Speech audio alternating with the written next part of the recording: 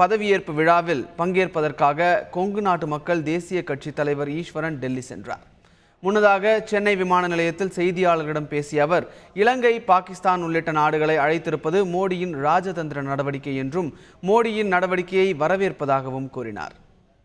இன்று நடக்கின்ற வரலாற்று சிறப்புமிக்க விழாவிற்கு அண்டை நாடுகளை அழைத்திருப்பது பாரதத்தினுடைய பிரதமராக பொறுப்பேற்க இருக்கின்ற மதிப்பிற்குரிய நரேந்திர மோடி அவர்களுடைய ராஜதந்திரம் என்பதை நாம் புரிந்து கொள்ள வேண்டும்.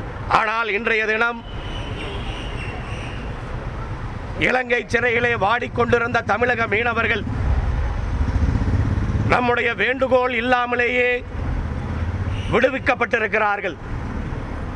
இலங்கை சிறையிலும் பாகிஸ்தான் சிறையிலும் வாடிக்கொண்டிருந்த இந்திய மீனவர்களை ஒரே அழைப்பின் மூலமாக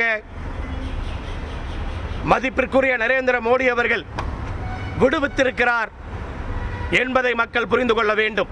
இதேபோல ஈழத் தமிழர்களை வாழ வைக்கின்ற அந்த வேலையை பாரதத்தினுடைய பிரதமர் நரேந்திர மோடி அவர்கள் செய்வார் என்ற அந்த நம்பிக்கை எங்களுக்கு இருக்கின்றது.